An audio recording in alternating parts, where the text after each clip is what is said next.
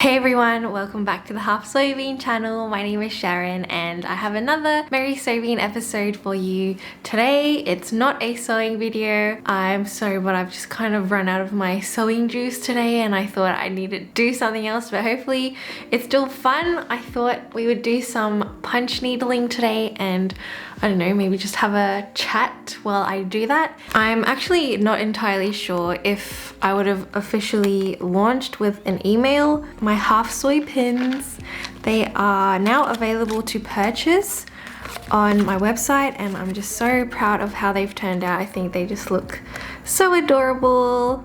Oops, this one's upside down. Shiny iron. We've got the soybean scissors, got my logo on it, and then we've got the Olivia Rodrigo Like a Damn Sociopath, our seam reaper. This one's been really popular so far. A bobbin on the run, because you know it's always running out of thread without you noticing, because it's in a hidden compartment. And we've got the iconic duo pin. I am wearing the iron pin and the bobbin pin. The iron deficient one has also been pretty popular. I guess we're all a little bit iron deficient. I definitely am. Let's try and take our supplements, everyone. For punch needling today, you will need a couple of things. Obviously, we do need a punch needle. Usually it comes with a little metal threader. Then we also need a stapler. I've just got my staple gun here, but if you've got one of those like regular staples that open up, I'm pretty sure that would work too. We need a frame of some sort. I literally like got this from the bins. Like someone had thrown it out and I was like, you know, I could use that frame to do punch needling. I was actually waiting for lockdown to finish so I could go to the hardware store to get like wood to build my own frame. But I just saw this and I was like, this is gonna work fine. So if you've got, maybe you can go thrifting for like a picture frame, or maybe you're crafty enough to build your own frame or something like that, but you'll need something like to keep it taut. Or you can even use like an embroidery hoop if you don't need to make a too big of a surface area for your rug. I also grabbed two what are these called, yarns. I'm not sure if this is going to be enough, but I hope so. And you'll need some monk cloth. It's not a very densely woven cloth. I heard monk cloth is kind of like the go-to punch needling or like rug making fabric, so I've got some of this. I do have to get this old cork stuff out of this frame, so hopefully I can get it out with my X-Acto knife. Otherwise I'm gonna have to maybe kick it in or something.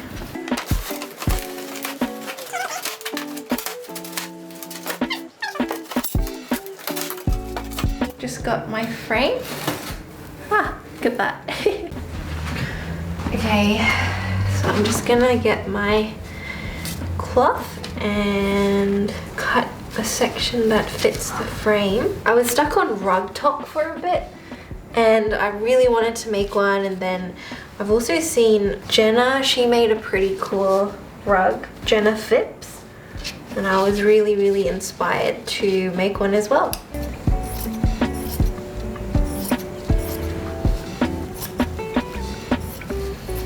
Okay, so I am of the understanding that it actually has to be quite taut for you to be able to punch through the fabric without it like flopping about. So I've just stapled one side and now I want to turn it around.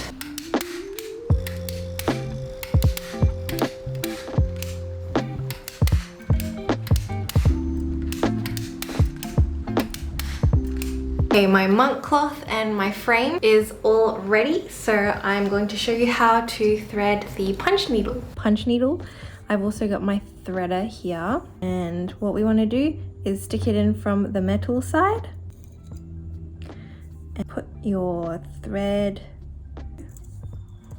so it's now caught in the metal.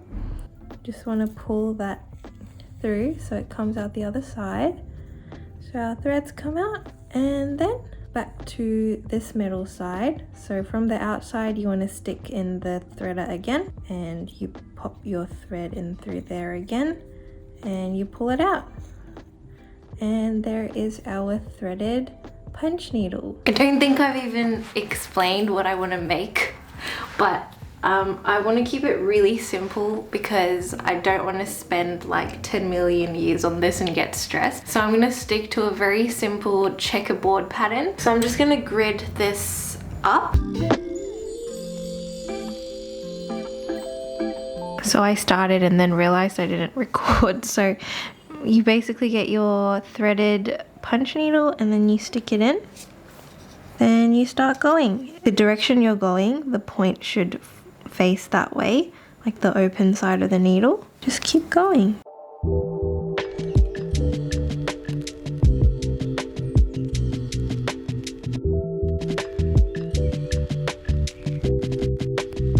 So I've done one square and I am simply going to chop this thread and move on to the next square.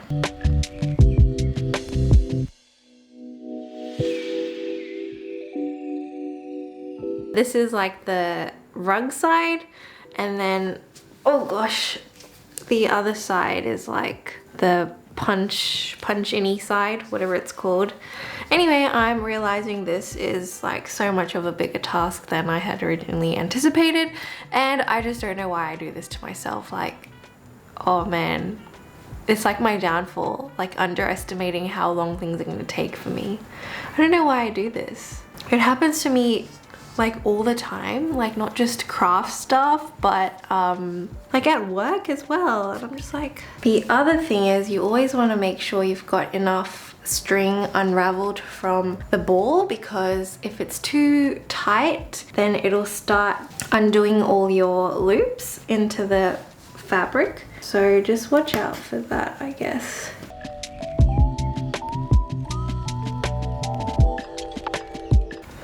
The last 2 months for me have been so crazy. I know why. So I made a lot of work for myself with like balancing work and like doing YouTube stuff, and now creating the pins and starting like this whole e-commerce thing. I feel like I just put a lot on my plate for myself, but I am really still happy about like how things are turning out. Yeah, I do get really overwhelmed and stressed, and I cry a lot, and I don't know. But then after I cry, I always feel kind of better, you know? Well, we are nearing the end of the year and I've got several stuff planned for next year, and I'm so excited. One of the things that I can tell you about, I'm getting married next year in June. So that means we're gonna have a bit of a wedding series, which I think is gonna be really exciting. I reckon my plan at the moment is to make 2 kind of dresses.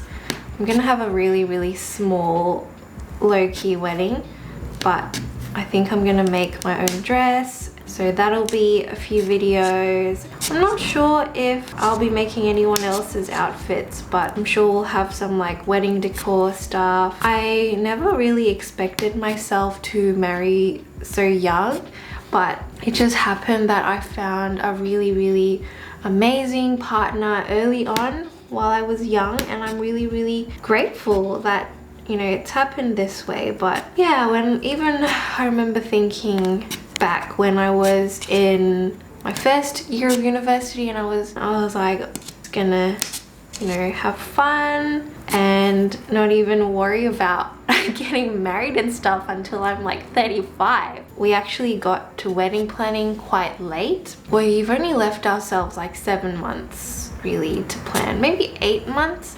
And I know people start really early, but the only thing we've got sorted so far is our venue. But we got a really lovely place, and I'm so excited. I knew weddings were expensive, but I didn't think it would all add up so fast. Maybe I can do like wedding budgeting content as well.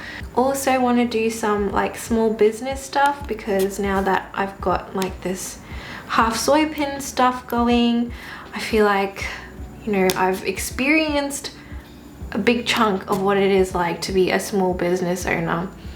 And oh gosh, I kid you not, it's really intense, especially when you don't have a business partner and it's just me, like I've been responsible for a lot of the things. Of course, like my friends have been helping me along the way if I do ask for their help, but at the end of the day, the responsibility, you know, it falls on me. And I don't know, I have no idea what I'm doing. It is one of my life goals to have my own business. Really excited that I've been able to make a little step towards that this year.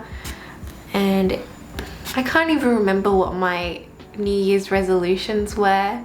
2021. I feel like it was to be more active, but I've lived another very sedentary year this year, especially with like the lockdown and stuff. And I feel it's been a pretty tough year, but there have been really good things that have happened. So one of my favorite TV shows ever, like my comfort TV show, is The Mindy Project. I love it so much. Morgan is my favorite character, but I'm such a huge fan of Mindy Kaling. Whenever I feel like a bit down and stuff, I always tune in for some episodes. And one of the jokes I find so funny, it's kind of a running joke, but they always say the Mindy character has the audacity of a white man. I feel so much imposter syndrome sometimes. Yeah, I guess that should be one of my New Year's resolutions, is to just have a little bit more faith in myself. It's so hard. It's so hard to be approving of yourself. I was listening to this meditation thing the other day, and it was like, you gotta keep telling yourself hundreds of times a day that you approve of yourself. And sometimes I try to say it, I'm like, I approve of myself. I'm now just starting my 3rd row. Is this gonna take me like 5 days? So I made it halfway through the pink and I ran out of yarn, so I have to go to the shops. Oh no, they don't have any pink and rust color left. They've got this mustard. And they've got black. Is that like, they literally have nothing. What's going on? So I've had to get 3 black and then the 1 mustard because they literally have nothing else. Apparently everybody wants to knit or punch needle or whatever it is. So we're gonna have to make a black and random assorted color checkered rug.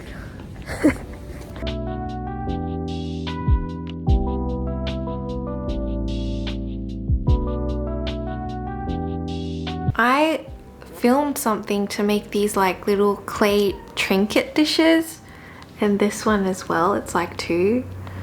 Anyway, I never made it a video. Made them like a few months ago now, but it was really fun and I feel like it's a good gift idea thing. So yeah, I feel like I was saving it for a house soybean episode, but I guess it works fine for Merry Sewbean as well. There's too many series going on.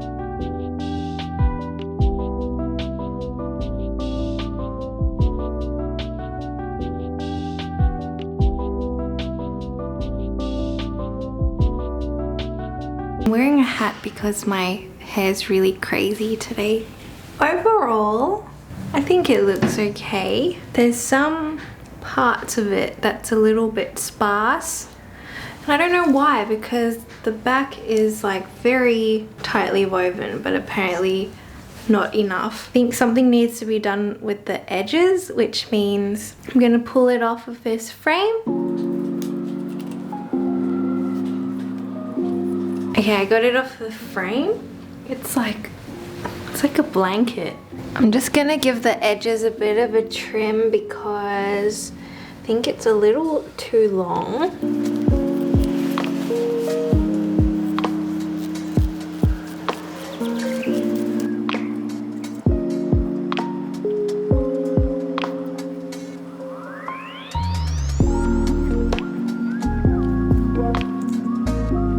I've got this plastic needle thing, and it was the biggest needle I had, the biggest eye of the needle I had, and I feel like only this is gonna fit in like the yarn through the eye. So I'm gonna use this to do a blanket stitch around the entire edge of the rug. So I ended up not doing a blanket stitch.